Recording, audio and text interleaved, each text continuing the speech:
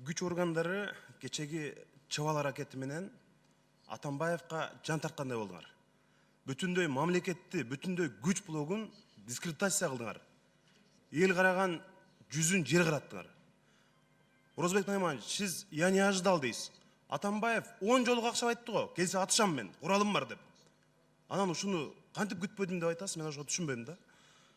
Азыр эми мындан ары кырдаалдан кантип чыгышыбыз керек деген маселенин үстүнөн биз ойлонушубуз керек. Биринчи кезекте барымтадагы жанагы 6 спецназды бошотушубуз керек. Алар азыр кой берилдиби азыр? Менде маалымат жок азыр. Мына эми ал 6 балабыз ошол жерде жатат. Атамбаевтан жана анын тарапкерлеринен бүт курал жарактарды алышыбыз керек кайра. Кудай сактасын, бирок мына азыр саат 4-тө дагы чогулат деп атат. Ал киши ошол куралды элге каршы колдонуп туруп, кайра аны бийликке шылтап койгондон кайра тартпайт. Биз ошого ишендик. Өзүнүн герт башын ойлоп, бүтүндөй өлкөнү бүлүккө салып атат. Дүйнөнүн кайсы мамлекетинде бар? Өлкөнү 6 жыл башкарган адам өзү курал көтөрүп, чырактай балдарды өзүнүн жарандарын аткан.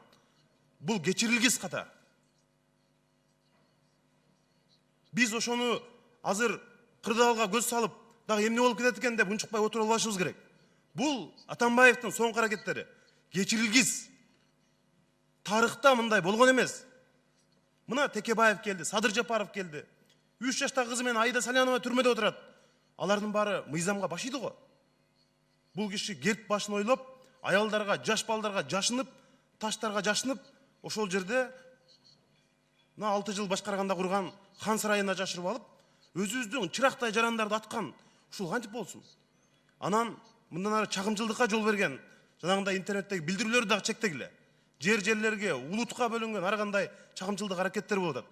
Ошону дагы токтотууга күч органдары, мына башкы прокурор мамлекеттин бүтүндүгү эң маанилүү. Бизге бийлик же төбөлдөрдүн бийликти алышы маанилүү эмес. Ар бир жарандын, ар бир биздин аскер болобу, жөнөкөй врач болобу, бирөөнүн дагы өмүрү бийлик талашка арзыбайт.